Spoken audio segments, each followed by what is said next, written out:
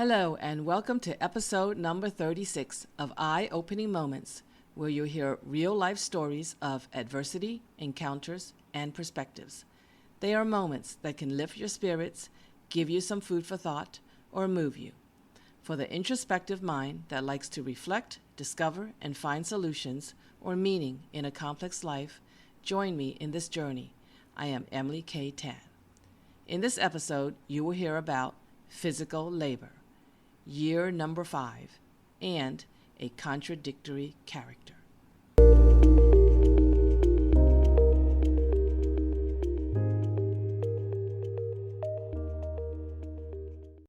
A moment of adversity called physical labor. We were getting married, and my boyfriend wanted to renovate his house before we moved in. I didn't know anything or had any skill in remodeling a home. I didn't know that I would be participating in this process. I soon learned that Anson was a handyman, an extreme perfectionist, and a do-it-yourself kind of guy. While I thought these traits were okay to have, I didn't expect Anson to attempt to forcibly shove them down my throat and make me try to be like that. Anson didn't ask me if I wanted to do the physical labor. He assumed I would do it since it was our house. I didn't know what I was getting into when we started this project. All our hours not at our jobs, not eating or sleeping, were spent working on the house. The fun of dating quickly became a distant memory. This enormous project was all-consuming and trying my patience. Anson was not a good teacher in showing me how to do things. I was not much interested in learning either. My first task was sanding the floor molding in the nook. Anson thought it would be an easy task for me to do. I thought so too. It was boring to do, but looked simple enough. It became a nightmare. Every time I thought I finished, Anson would say I missed sanding another speck of old paint. I needed to sand until not one dot of old paint was left. I learned how extreme Anson was in being a perfectionist. He took all the fun out of doing anything when he was in that mode. Once I was done with the baseboards in the small nook, I had the rest in every room to do. It seemed as if I could not do a perfect enough job, so it took much longer to complete than I thought. After finishing the sanding task, I painted varnish on the cabinets. I thought this would be quicker since they were kitchen and nook cabinet doors only. As it turned out, it was an even more difficult task. Any speck of dust that flew on the cabinet doors would ruin the smooth perfection, and it would need to be redone. Each task became worse than the previous one. I hated doing all the details as I endured Anson's nitpickiness and complaints. I told Anson I was not good at doing the tasks, and he needed to do them to have the results he wanted. I suggested he hire professionals to do the job perfectly. He said they didn't do a good job, which was why we were doing things ourselves. He hired people to do some things, and he kept complaining about how they didn't do a good enough job, even though he paid them. I learned that I was not the only person who couldn't do a job to his satisfaction. The workers didn't have to hear his complaints, but I did. The more we spent fixing the house, the more I began to wonder if I should marry him anymore. One time, he was on his screaming rampage because I didn't do something perfect enough. I finally couldn't take it any longer and took the bus home back to my apartment. When I got home, he had driven over to my place, waiting for me. He appeared to feel bad, but I think he just wanted a workhorse. I went home thankful I still had my place to retreat and wondered what I would do if we were married. Where would I go? It was a scary thought. When we weren't working on the house, we got something for the house at Home Depot. This errand meant there was more work to do. I came to hate Home Depot and doing any do-it-yourself tasks. Doing the actual work was not as bad as enduring Anson's demand for perfection, screams, and lectures. Somehow, we finished the renovation, and I was still alive. Unfortunately, I married Anson, but later divorced him. His temper and anal quirks were unbearable. But I have to say, I certainly learned how to be a somewhat handy woman because of him. After divorcing, I bought my own house, and I did handiwork I could do. If I couldn't do something, I'd tell myself there was a way. If I found it, I did it myself. However, I knew I had limitations and knew when to call the professionals before pulling my hair out.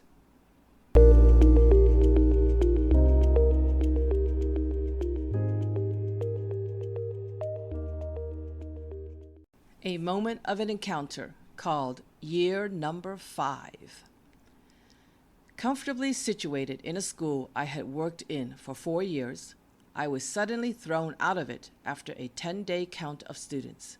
I had spent 2 weeks setting up my classroom with bright yellow fateless paper on the bulletin boards, ready for student work displays with rainbow-colored borders. Because of a decrease in the number of students, I was out of a job. With little notice, I had to swiftly pack up and look for another job when the school had already started for 2 weeks. Fortunately, I quickly found another job and moved in over the weekend. Little did I know what I would be in for. My pleasant and safe world in the first 4 years of my career was about to be turned over, upside down. Luckily, I didn't have time to unpack and set up before the first day of class. My new students would have destroyed all my hard work if I did. My new students threw trash on the floor, scraped pencil marks on the desks, dented class furniture, and threw things at each other. Instead of listening to me, they fired profanity at each other, shoved chairs around, flung papers to land on the floor, and gave each other mean looks that would potentially erupt into a fight. Sometimes I'd hear someone saying something quietly, and then suddenly, with loud movements, 2 kids would get up and engage in a physical fight. I had learned not to touch students, even if I wanted to break up a fight. In my 4 years of teaching elementary school, I had never seen such violent behavior, frequent use of profanity and nasty words, disrespect for property and human beings. And I was teaching a class of 3rd graders. One time, it was time for dismissal, and I reminded a student, Stan, to put his chair on top of the desk so the janitor could quickly sweep the floor. He did not say anything to me, but he looked at me. Then Stan held up his chair towards me, ready to throw it at me. I told him to think of the consequences if he threw it at me. Luckily, he put the chair on top of the desk as initially requested. Another time, as if he had nothing better to do, Sam, another student, had a rubber band in his hand. He stretched it and aimed it at me. I said if he snapped it at me, I'd call the office on the phone and he'd get suspended for attempting to harm a teacher. Fortunately, he put the rubber band down. I had only been with this class for 2 weeks, and I wondered how I was going to survive. I looked to see if there were other job openings. Since school had already started, there were few positions. I noticed that what was left available was in dangerous neighborhoods, similar to my school's location. I had enjoyed the first 4 years of my career, and was I ready to quit the profession altogether? It was a scary feeling. I had nowhere to go, and I didn't know what to do. Everything I had learned about classroom discipline didn't work on this group of students. I needed to think of something or try something I had never tried before this class. Other teachers told me I was the 5th teacher for this group of students, and it was only the first month of school. They said my being there for 2 weeks was already longer than all the previous teachers who lasted 1 day to 1 week at the longest. The full-time school psychologist told me that I could handle any student if I could survive this school. I knew the school was not in good shape because schools rarely had funding for a full-time psychologist, and this school had one. It had to be because it was in dire need of one, and they could not afford to cut corners in having a full-time one. Since I didn't have a better school to transfer to, I decided I'd better make the best of my situation. Further, what the school psychologist said seemed to stick in my head. Perhaps it was because I'm a person up to meeting challenges. After 2 weeks of horror, a resource teacher whose room was near mine walked in. She said the school had a school-wide discipline plan. She proceeded to demonstrate it to me. Immediately, I saw students respond to it. Ms. Gatlin, the resource teacher, all but spent 5 minutes showing me how it worked. It was simple enough to do. Seeing that students responded to it, I immediately implemented what I learned in those 5 minutes of the demonstration presented to me. I soon discovered I had to do it frequently to keep students behaving well. I felt like a policewoman constantly fighting for law and order. Before I could even finish saying one sentence, I'd need to stop to address discipline issues. It was not enjoyable. I no longer felt like a teacher. I felt like a policewoman. Lessons would go something like this. Today we are learning about the three branches of government. They are executive, legislative, and judicial. In the judicial branch, the judge decides if a law has been broken. In the legislative branch, each time I stopped in mid-sentence, I stopped to deal with a discipline issue. I would draw a star next to a name for positive behavior and erase a star for negative behavior. On top of that, I'd need to state exactly why I drew a star or why I erased a star, so students would be clear of what behavior warranted a star and what didn't. Though I did not enjoy doing it, it worked better than any other discipline approach I tried. The more I practiced it, the better I got at it. It even helped me to become an expert multitasker in the classroom. Implementation was easy, and it allowed for flexibility and customization. I decided which behaviors were considered positive and which behaviors were considered negative.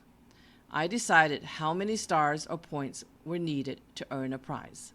I customized the discipline plan and became an expert at it.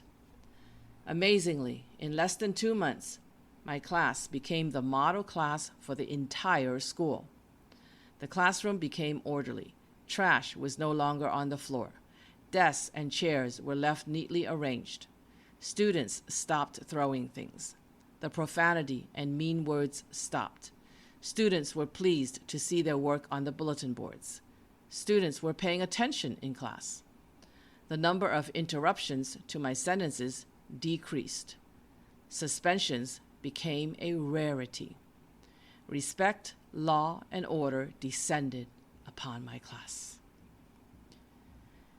Because Ms. Gatlin walked into my classroom to show me the principal's discipline plan, I put order into my classroom. Though other teachers did it, the results were not as eye-popping as mine. I concluded that consistency and frequency were essential to effective classroom management. Because year number 5 of my career began horrifically, it was memorable. Because with the help of Miss Gatlin, I was able to overcome the challenges. I became a confident and self-assured teacher. I even became a teacher trainer for beginning teachers and a district-wide teacher presenter. Remember that when faced with difficulties, if you can overcome them, it is not just a victory for the challenge. It is a triumph in building the strength of character. Indeed, as the school psychologist said, if you can meet the challenges at that school, you can handle any student. Miss Gatlin probably doesn't know it, but I wholeheartedly thank her for saving my career. Besides surviving year number 5, the experience gave me great confidence as a teacher and enjoyment in teaching and making a difference for children for many years.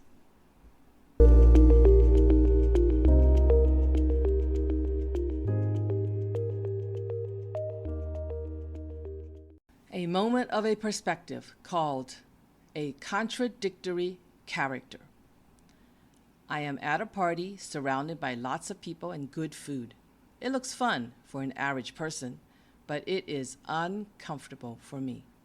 It is annoying to have to make small talk and nothing meaningful and feel a need to talk to people to appear friendly with people. I'll probably never see them again. How meaningless is it? Worse, by being shy, reserved, and quiet, society makes you feel like something is wrong with you for being that way. I am careful with my words, looking innocent and introverted. I painstakingly try to engage in conversation with strangers or acquaintances at a party. I'd sometimes much rather listen to other people's stories or conversations and be entertained by them. I'd much rather be home, enjoying myself in the peace than be in the noise of a party. Though quiet, I wonder why my presence is so noticeable. Someone would say, "Why is she so quiet?" Someone else would say, "I am like a volcano, appearing to be ever so quiet as a sleeping volcano, but when I speak, it is like a volcano exploding because everyone will stop to listen." When I was at a personal development seminar where people were encouraged to engage in large group discussion or dialogue, you bet I would be quietly listening. Occasionally, though, I would speak up. Once, I stood up and said, "We could keep on talking about the word impossible, infinitely, and all the obstacles in life. But we could just see I'm possible and move on." During break, people would say to me, "So few words, but ever so powerful." In another instance, when I spoke in front of a few hundred people at a business event, someone said that people listened without side conversations. I don't even remember what I said, but I remember the compliments of surprise or shock that I could say so little and be so impactful. While I am a quiet, reserved, and shy person on the surface, there is a seething being inside, dying to express so much that hasn't been described fully. More than that, this being, as if it is not me, but it is a part of me, is dying to come out as a professional public speaker and writer. She wants to show her voice, that's me, but also doesn't seem like me on the surface. A voice that is not meek, but a voice that speaks and powerfully engages audiences worldwide with her thoughts and stories. Before she escapes, she has already done things that seem uncharacteristic of her. She hungers and does go skydiving and bungee jumping. She looks shy and reserved, but she is outgoing and adventurous by traveling solo all over Asia, meeting strangers, asserting herself to get help as needed, and seeing and doing things only a risk-taker would do. She even went into business selling jumping out of her comfort zone, and engaging in conversations with strangers to drum up business. Further, she dropped everything and moved to another country for years, seeking many strangers to talk to as she knew no one upon arrival. Perhaps these things are just seeping out before the lion roars.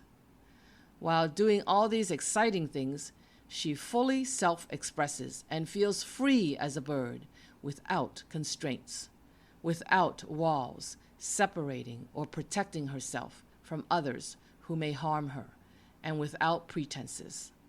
Notably, she feels happy.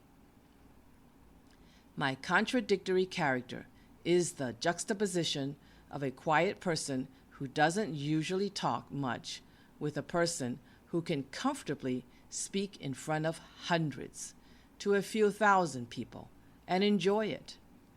There is always more to a person than what meets the eye.